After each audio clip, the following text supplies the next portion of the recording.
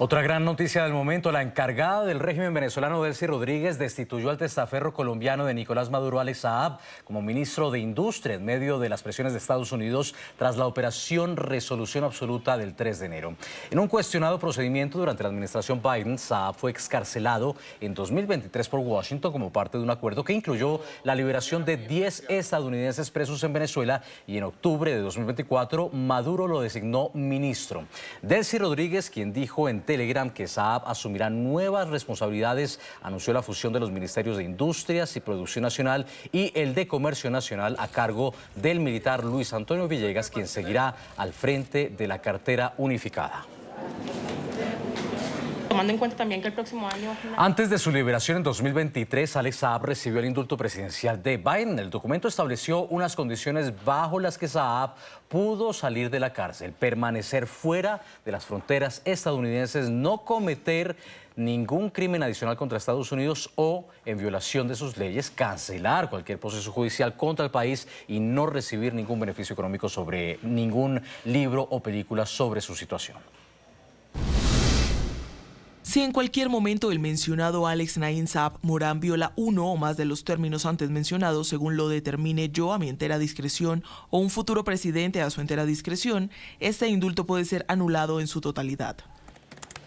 Delcy Rodríguez también anunció que los ingresos por la venta de petróleo serán canalizados a través del Banco Central de Venezuela hacia la banca privada como parte del mecanismo cambiario nacional. La medida llega en un contexto en el que la economía venezolana sigue presionada por la falta de liquidez y la devaluación de la moneda, mientras persisten dudas sobre la transparencia y el manejo de estos fondos. Los ingresos que ya se están dando por venta de volúmenes de petróleo llegarán a través del Banco Central de Venezuela, que está su presidenta, Laura Guerra, llegarán a la banca privada para el mecanismo del mercado cambiario.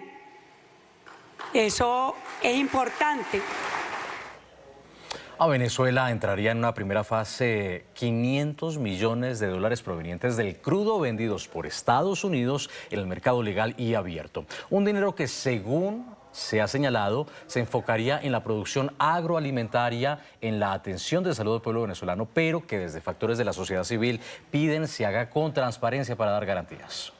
Nosotros hemos dicho que el país no avanzará si no se atienden con urgencia las demandas en materia de derechos ciudadanos y de atención a la grave crisis social y económica que viven los venezolanos.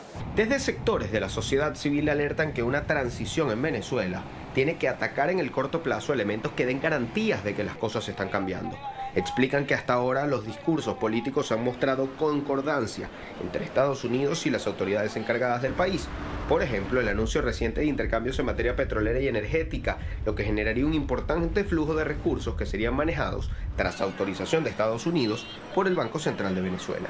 Sin embargo, señalan que debe haber transparencia en el uso de estos recursos y que hoy hay una duda razonable en la población venezolana.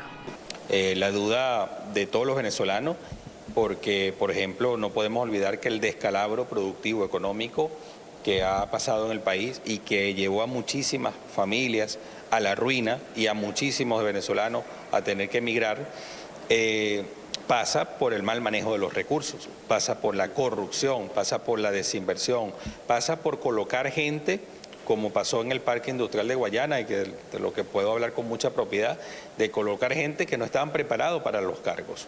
Incluso ha trascendido que en una primera etapa Venezuela recibiría al menos 500 millones de dólares, recursos que serían utilizados para mejorar sistemas agroalimentarios, de salud y de servicios. Dinero que además ingresaría tras un permiso de la OFAC por el Banco Central de Venezuela, que lo manejaría.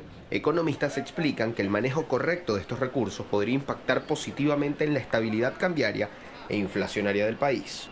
Restablecer el sistema de salud público en Venezuela, mejorar los salarios y pensiones y jubilaciones a los venezolanos que se han tragado 3 años sin aumento salariales. Se puedan redirigir hacia financiamiento de importaciones privadas, es un punto que ayudaría a aliviar tema de brecha cambiaria, reducir ese apetito por divisa. Incluso señalan que si se toman medidas adecuadas y se mantienen los compromisos entre Estados Unidos y Venezuela, la economía podría recuperarse en el año 2026 entre un 10 y un 12%, y la industria petrolera podría crecer hasta un 30%. Pero señalan que para esto no solo son necesarias reformas sociales y políticas, sino también reformas de leyes en las que jugaría un papel importante el Parlamento Nacional. Yo creo que tiene que venir una nueva ley de hidrocarburos. Creo que también es una oportunidad de oro para meter en agenda, y hago también ese llamado, la ley del trabajo. Tanto analistas como economistas ven con buenos ojos estos cambios que permitan no solo dar estabilidad al país en medio de una crisis tan severa, sino que además permite iniciar una recuperación.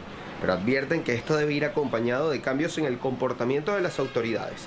Indican que debe haber, principalmente, transparencia. Línea directa entre Donald Trump y María Corina Machado. El diario español ABC asegura que el presidente le dio su número personal a la líder democrática de Venezuela en su reunión de esta semana en la Casa Blanca. Esta y más noticias al volver.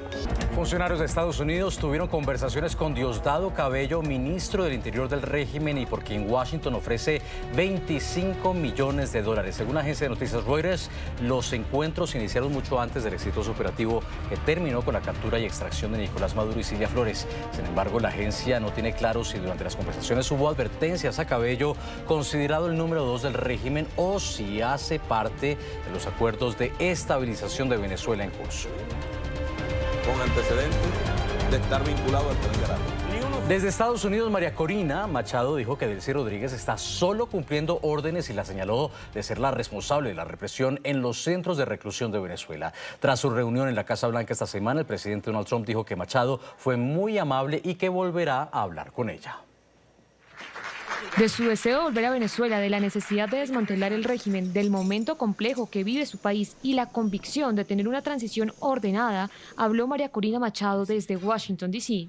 También lanzó fuertes calificativos contra Delcy Rodríguez. Señaló que ella no hace parte de ningún acuerdo y que solo está cumpliendo órdenes.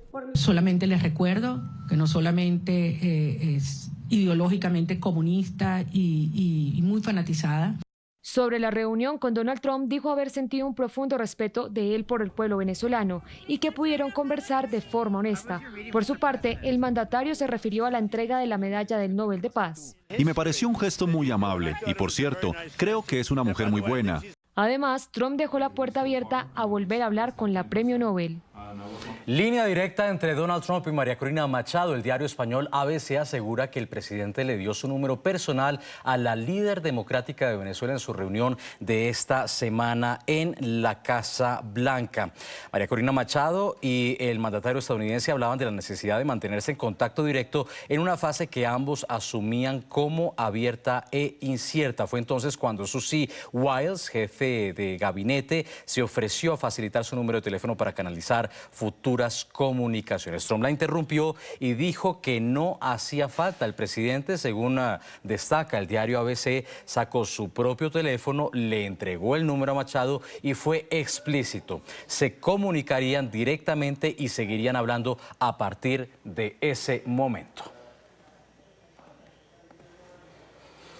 Revelaron imágenes inéditas de la Operación Dinamita Dorada que rescató en diciembre a María Corina Machado de Venezuela para que pudiera recibir el Nobel de Paz en Noruega. Durante la misión no hubo comunicación por varias horas con la líder de la democracia venezolana. Tras pasar varias horas a la deriva, fue localizada. La dirigente confirmó en Washington que resultó lesionada por el fuerte oleaje. I am María Corina Machado, alive, safe, and very grateful to Brave Bull. Su voz temblorosa es tan solo un indicio de la odisea que acababa de vivir la Premio Nobel de Paz 2025. En este video, Great Bull Rescue mostró a partes de la Operación Dinamita Dorada para extraer a la denominada Dama de Hierro venezolana. El equipo partió de Curazao el 9 de diciembre de 2025 y una vez en alta mar, la falta de información empezó a preocuparles. We're on boat 2 here at the rally point. Boat 1 we have not heard from in quite some time, but they have no comms. En el bote viajaba Machado y luego de varias horas lograron localizarlo. Fue entonces cuando la llevaron a puerto seguro para que ella pudiera emprender su viaje a Noruega. Y durante las últimas horas informaron nuevas excarcelaciones en Venezuela. Se trata de 3 ciudadanos alemanes que permanecían detenidos en el país. Países Bajos también confirmó el regreso a la libertad de sus 3 con nacionales. Adicional, un ciudadano de República Checa y otro de Hungría también figuran entre los liberados extranjeros. De acuerdo con la última actualización del Foro Penal, ya han confirmado 101 personas excarceladas desde el 8 de enero. Aún habría más de 700 prisioneros políticos que deberían ser liberados. Se mantienen pues más de 700 personas privadas de libertad por motivos políticos, partiendo de la lista que fue remitida a el gobierno interino antes del 8 de enero de este año. Hay otras personas que han sido incluidas y actualizaremos esa lista, ya que por temor, nos dicen, no habían pues reportado o denunciado su situación. Seguimos pues esperando la excarcelación de otras personas. Los familiares siguen en las puertas de muchos centros de reclusión, llámese Tocorón, llámese Yare, Helicoide, Rodeo 1, y hay mucha angustia, como se pueden imaginar. Esta mañana, familiares del ingeniero Carlos Azuaje confirmaron su excarcelación. Estuvo recluido más de un año en la cárcel de Yare, en el estado Miranda. Fue detenido ilegalmente en diciembre de 2024 bajo una falsa acusación de terrorismo. Su familia recibió la notificación de excarcelación en la tarde de ayer.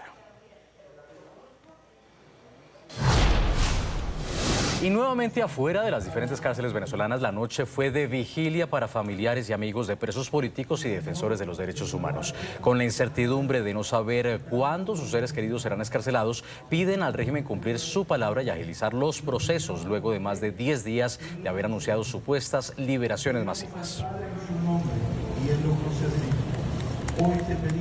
El presidente legítimo de Venezuela en el exilio, Edmundo González, agradeció al senador republicano Rick Scott por su respaldo a la lucha venezolana y la presión sobre el régimen para que avance en las excarcelaciones anunciadas. Por su parte, Scott confirmó que habló por videoconferencia con González, a quien ha respaldado en sus denuncias sobre los abusos, persecución y hostigamientos cometidos por el madurismo ahora comandado por Delcy Rodríguez. Rafael Tudares, yerno del dirigente, sigue entre los detenidos arbitrariamente en Venezuela. Gracias, senador Rick Scott, por el intercambio sostenido y por su atención a la situación de Venezuela. Coincidimos en la urgencia de abordar la situación de los presos políticos y la necesidad de que cualquier proceso de liberación sea real, verificable y respetuoso de la dignidad humana. El pueblo venezolano ha expresado con claridad su voluntad de vivir en libertad, con garantías plenas de derechos y respeto al Estado de Derecho. Este mandato democrático debe ser atendido. La situación en la frontera entre Colombia y Venezuela parece haber vuelto a la normalidad tras los ataques de Estados Unidos a comienzos de enero contra objetivos del régimen venezolano. El gobierno colombiano ordenó el cierre temporal de uno de los pasos más transitados en la ciudad limítrofe de Cúcuta y desplegó cerca de 11.000 soldados a lo largo de la frontera. El tránsito se reanudó un día después y con el paso de las semanas el contingente militar fue retirado por completo. Hoy el flujo en el puente fronterizo luce normal. La presencia militar aquí. La seguridad ha cambiado porque luego ellos se retiraron y quedó todo solo. Hubo como una semana nada más de la presencia militar aquí en la parada. Había muchos militares, tanquetas, periodistas. Decenas de migrantes venezolanos comenzaron a regresar desde Panamá impulsados por la esperanza de un cambio tras la salida de Nicolás Maduro. Desde el puerto de Miramar, en la provincia de Colón, familias y jóvenes que no lograron llegar a Estados Unidos emprendieron el camino de vuelta, algunos rumbo a Colombia, otros directamente a Venezuela, con incertidumbre sobre lo que encontrarán. Panamá retomó los vuelos de repatriación tras meses de ruptura diplomática con Caracas.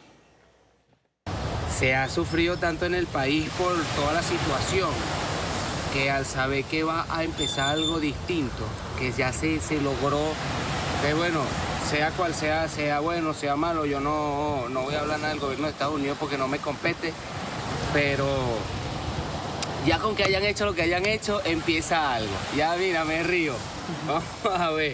Vamos a ver. Y ya bueno, ahorita lo que tenemos es que entre todos los que estamos fuera, yo creo que nos unimos y recuperamos nuestro país entre todos, trabajando y como siempre lo hemos hecho en todos los países que llegamos. Yo digo que la economía de nuestro país, yo digo que se levanta entre todos unidos. En La Habana despidieron a los 32 militares cubanos que cayeron defendiendo al dictador Nicolás Maduro en la madrugada del 3 de enero cuando fue capturado por fuerzas especiales estadounidenses en Caracas. Las exequias se cumplieron bajo 2 días de luto oficial en un reconocimiento que confirma por primera vez de forma explícita la presencia de militares cubanos en el entorno de seguridad del régimen venezolano. Durante años, tanto Caracas como La Habana negaron de manera sistemática cualquier despliegue militar cubano en Venezuela. Sin embargo, la muerte de estos uniformados reconocida ahora por el propio aparato cubano desmonta ese discurso y expone la profundidad de una alianza que se mantuvo en las sombras. En los últimos días, el presidente Trump dijo que Cuba dejará de recibir petróleo y dinero de Venezuela.